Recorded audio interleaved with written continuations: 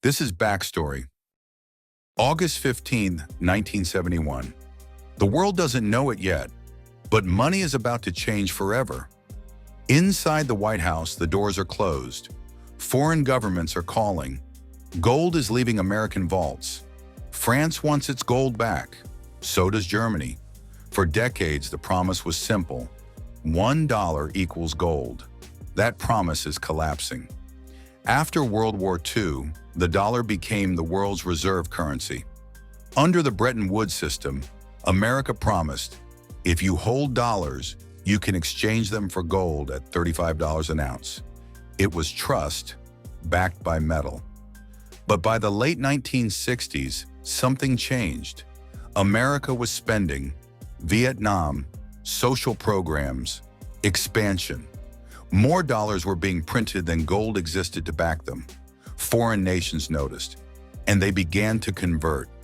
Gold flowed out. Confidence began to crack. On a Sunday night, President Richard Nixon goes on national television. Calm, controlled. He says, I have directed Secretary Connally to suspend temporarily the convertibility of the dollar into gold.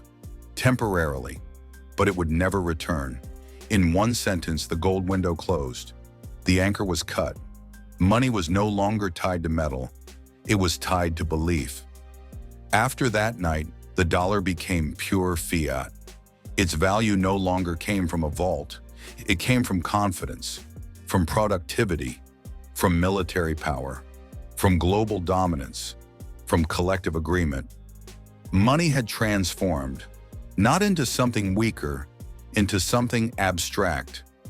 1971 didn't look like a crisis. There were no bank runs, no burning buildings, no market crashes.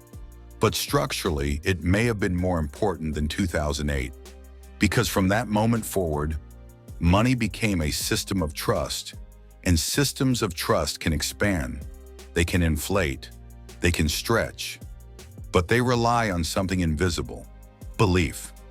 Since 1971, global debt has exploded. Asset prices have climbed. Booms have grown larger. So have busts. Gold rose. Markets surged. 2008 fractured confidence. Bitcoin emerged. But it all traces back to one quiet decision on a Sunday night, when the world stopped trading paper for gold and started trading belief for belief. So here's the question. If money is no longer backed by gold, and no longer anchored to anything physical, what exactly is it backed by now? And what happens if that belief ever fails? This was Backstory by Origins. Thank you for watching. Please subscribe and share with your friends.